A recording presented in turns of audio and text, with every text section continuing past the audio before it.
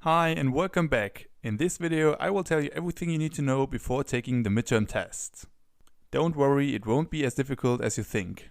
So, your midterm test consists of 20 questions which are either multiple choice, where you have to tick the right answer, or tick the box questions where there can be multiple possible answers.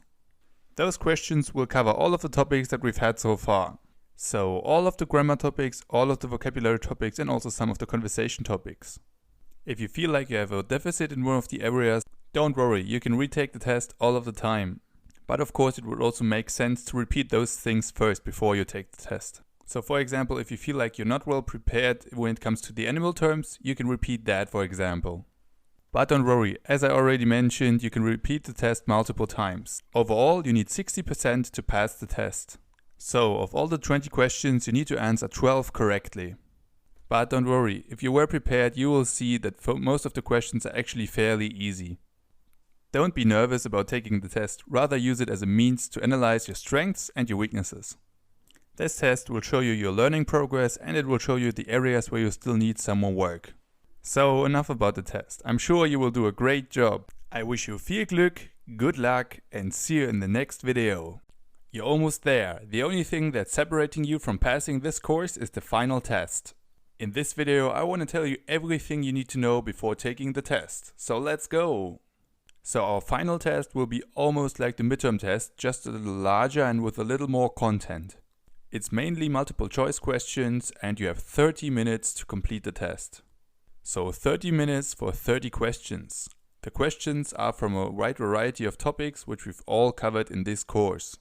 We'll have questions about numbers, families, eating out, traveling, different grammar topics and many more. And overall you need about 60% to pass the test. The more, the better. This means that out of the 30 questions you need to answer 18 correctly to pass the test. Don't worry, you can retake the test as often as you like, but if you're already feeling well prepared, I'm sure that you will make it in the first round. In the test there are some questions where there are multiple answers possible. Wherever that's the case, I've added a note which is showing you how many answers are correct or which answers you can tick. For example, if there are 3 correct answers, I've added a note which says that there are 3 correct answers. So if there's no note at all, there's only 1 correct answer. If you don't feel prepared enough to take the test now, no worries, you can always come back to all of the other lessons and can retake them as often as you want.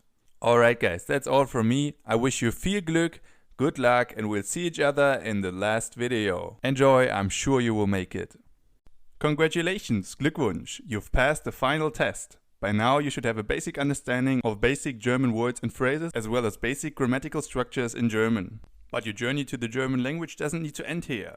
What are possible next steps? You could, for example, start a tandem with people who want to learn your language. A tandem is a kind of language exchange where you help others learn your language and in turn they help you learn their language. Or you can look for free German language videos on YouTube. There's some great material out there on YouTube and one of them is our channel German Made Fun. We upload new videos every single week on topics like grammar, vocabulary, conversation and many more. So if you haven't already, make sure to subscribe to our channel on YouTube, and if you're also looking for great print material like vocabulary images and mnemonic aids, you should also check out our social media pages. We produce daily content in order to make learning German a fun and enjoyable experience. So if you haven't already, make sure to follow us on Facebook, Instagram and Pinterest as well. You can find the link at my teacher's profile. Or you could do another language course. Here I can recommend 2 of my other courses especially. The first one is my German Advanced Beginner course A2. This course builds up on the knowledge that we've covered in this German beginner course and is designed to bring you from the language level A1 to the language level A2. It covers topics like the past forms in German, how to fill out forms in German, the 4 cases, how to give your opinion and many other things. And the other course that I can recommend is my course German for Travelers. It's not as in-depth as the Advanced Beginner course, but it prepares you for many situations when you are traveling to a German-speaking country. I can recommend both courses, so if you haven't already, feel free to check them out. Alright guys, now I want to take a few seconds to say thank you. Danke, vielen Dank. I really enjoy making courses for you guys and I'm thankful for your feedback, for your active participation and also the nice comments and messages that I get from time to time. Vielen Dank, thank you. I hope you enjoyed this course as much as I did, and I would be really happy to see you in one of my other courses as well. Take care, guys. Hey guys, over the past few weeks, some of you have been asking me about the pronunciation in German, and that's in fact a pretty tough topic. That's why I decided to make an entire video on this, and that's what I'm going to do now. In fact, I'm even going to make an entire course on it, so if you're watching this video after January 2021, the course will most likely already be ready. For now, in this video I'm going to show you some general rules when it comes to the pronunciation in German. We're going to look at the German alphabet, the umlaute, so the letters Ä, Ö and Ü, and the diphthongs. Of course, if you have any other questions besides that, you can always ask me in the Q&A section, or you can write me a direct message here on Udemy. And as I already mentioned, the course that I'm gonna make about this topic will be much more detailed. So let's jump right in. We'll start with the German alphabet. On the first glance, the German alphabet looks very similar to the English one. Let's first take a look at the letters that are the same as in English. As you know, in English these letters would be A, B, C, D, E, F, G and so on. And in German they are A, B, C, D, E, F, G, H, I, J, K, L, M, N, O, P, Q, R, S, T, U, V, W, X, Y and Z. I know that was probably pretty quick, so let's take a look at each letter. We'll start with A, the German version of A. This is a vowel and it can either be pronounced A, so a long vowel, A, or a short vowel, A. For example, Apfel, long A, or machen, short A. A. Up next we have B, the B sound. It's basically almost the same as in English, B, B. Then we have C, which is also pretty close to English. It can either be pronounced S or K, just like in English, S or K, C. Then we have D, D. You can find it, for example, in the articles der, die or das, D. The next one is very different from English. It's E, Ö.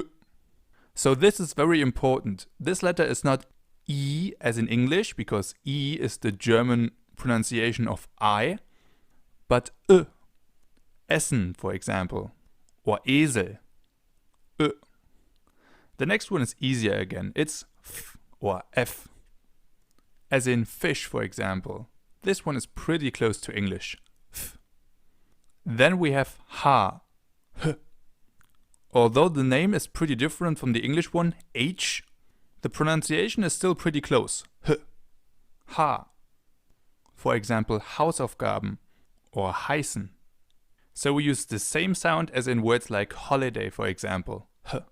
Then we have another difficult one again, the vowel sound I, not I, I, as in Information, for example, information, or eagle, hedgehog. I means I. And then we have J, J, J, J, J.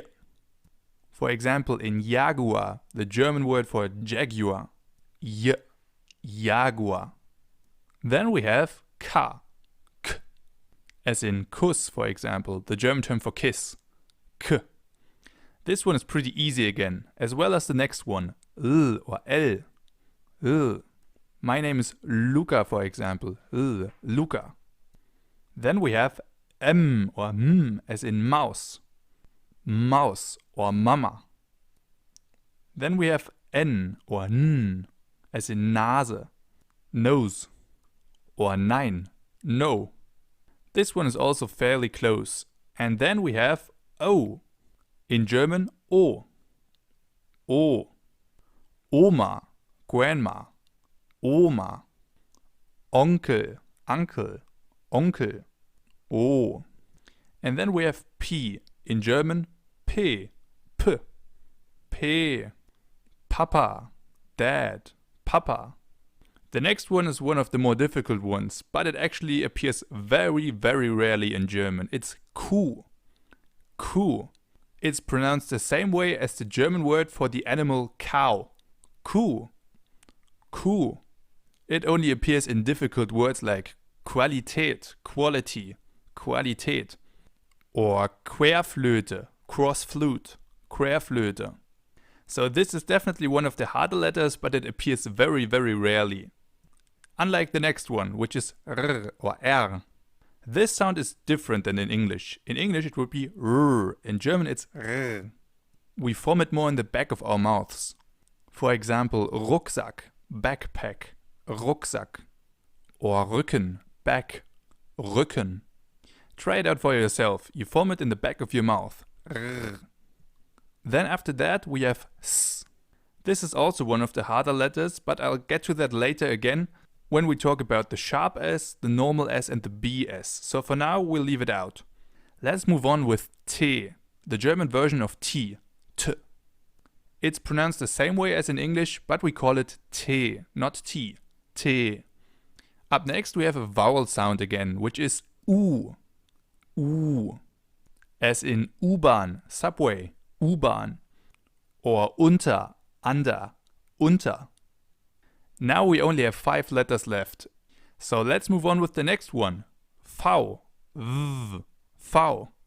It can either be pronounced like the F as in Veilchen, Veilchen, or like a V as in Violine, Violine, violin.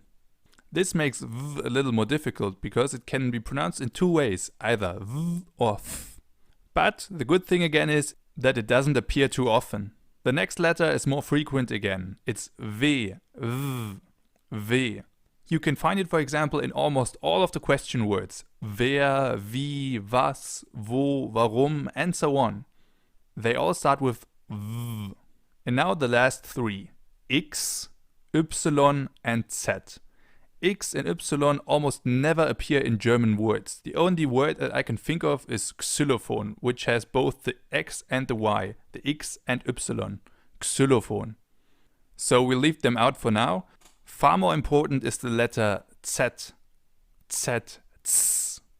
As in Zug, train, Zug, or zu, zu.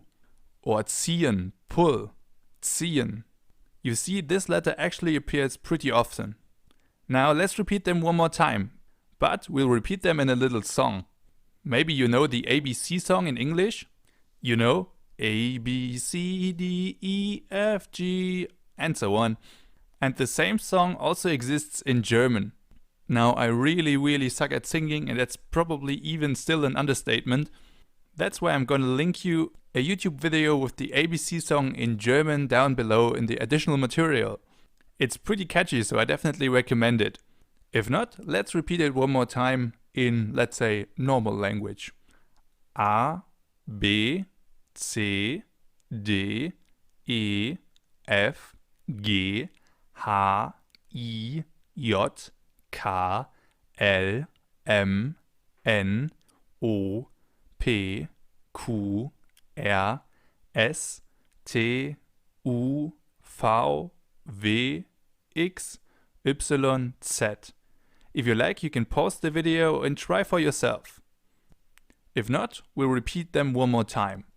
A, B, C, D, E, F, G, H, I, J, K, L, M, N, O, P, Q, R, S, T, U, V, W, X, Y, Z.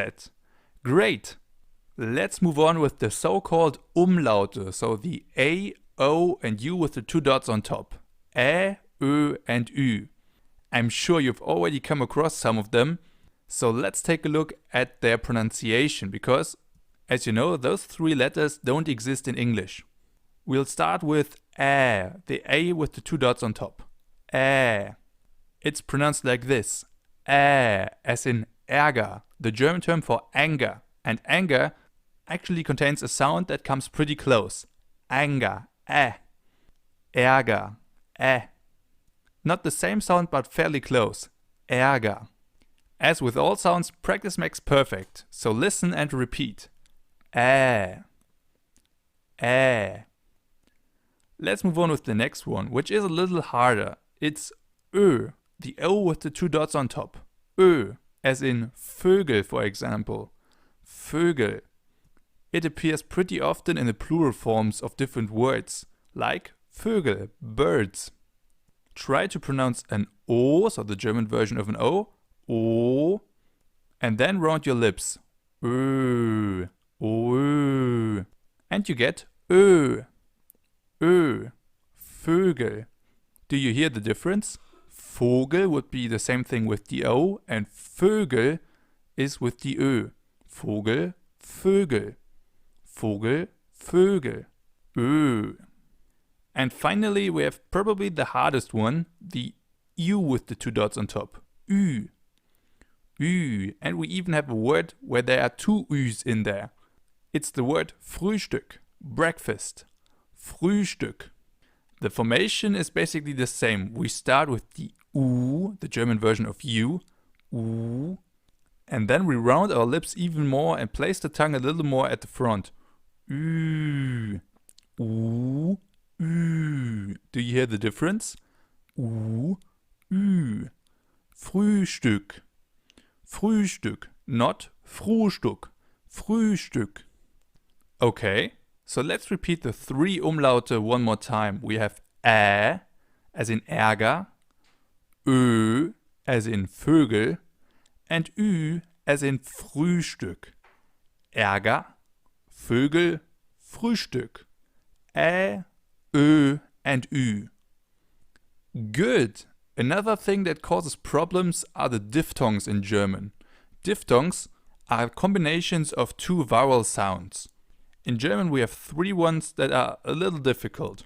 They are Au, I, and Oi. Let's start with Au, the combination of A and U, A und U. It appears, for example, in the word Auto. Auto. This one is probably the easiest diphthong. It's just the German A plus the German U. So you basically read it as it's written. A-U, Au, Au. As in Auto, for example. K, Auto. A plus U is Au. Au. A plus U ist Au. This one is probably the easiest one. The next one is more difficult. It's E plus I, so E plus I.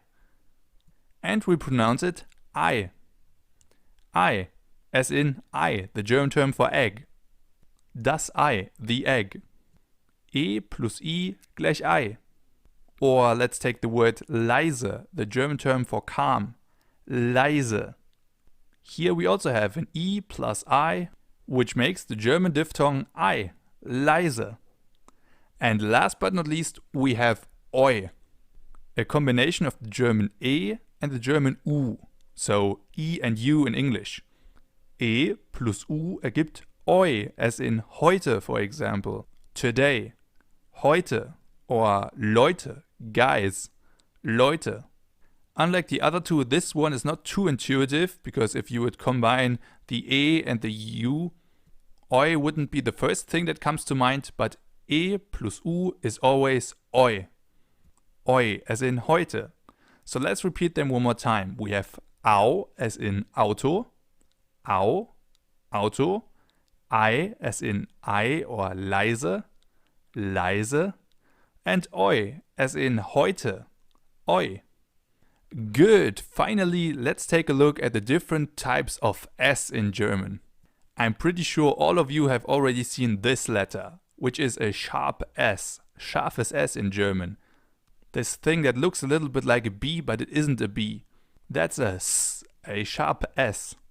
It appears in words like Straße, for example, street, Straße, or ich heiße, I am called, ich heiße, and so on. First of all, the good news, this letter doesn't appear too often, and it's becoming rarer and rarer, but the bad news is it still appears.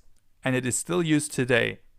I now want to show you the difference between the sharp S, the normal S or Bienen S, and the double S. So the case when we only use a normal S, two normal S's, or the sharp S. In theory, in German, we use one S to make the Bienen S. A Biene is the German term for bee. And what sound do bees make? Zzz. That's why it's called Bienen S, because it's pronounced Z, as in super, for example, or sehr. Super, great. Sehr, very. Z. Compare this with the S in Fluss or Kuss. That's a very different S sound, and that's the S sound that we get if we have the double S, Doppel S. S. Super versus Fluss or sehr versus Kuss. Do you see the difference? And that actually makes a lot of sense. The problem is there are some exceptions, but those are too many to go over them in this video.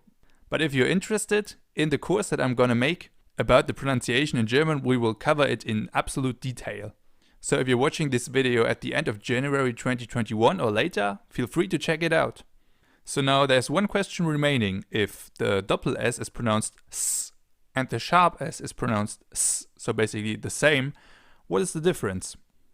The difference is the vowel sound before the S. If we have a sharp S, the vowel sound before the S is long. For example, in Straße, Straße, or ich heiße, ich heiße. The vowel or diphthong in this case is pronounced long, Straße. If we would write it with a double S instead, it would be Straße or heiße. Because in front of a double S, the vowel is always pronounced short, as in Fluss or Kuss, for example. If we would take a sharp S here instead, it would be Fluss or Kuss. But it's Fluss and Kuss. Do you see the difference? That's the difference between a sharp S and a double S. The sound they make is the same, but it all comes down to the length of the vowel preceding the sharp S or the double S. And a little fun fact, at the beginning of a word, you will never ever find a sharp S or a double S. Always a single S. So we have the sharp S as in Straße or ich heiße, the Bienen S as in super or sehr, and the Doppel S as in Fluss or Kuss. Okay, I think that's enough for now. I hope I was able to give you a good first glance at the pronunciation in German, and of course there are also some other things that are interesting to know here. That's why I really encourage you to check out my course about pronunciation. If you're watching this video at the end of January 2021 or later, the course will already be ready, and I would really be happy to see you in the course. And as I already mentioned, if you have any questions, feel free to write them in the Q&A section of this course, or write me a direct message via Udemy. If you would like me to make another bonus video on other topics, you can also write me a message there. As you can see, I'm constantly trying to improve my courses and to provide you with the best value possible. Alright guys, that's it for now. I hope to see you in another video or a different course soon. Ciao, dein Luca. Bye.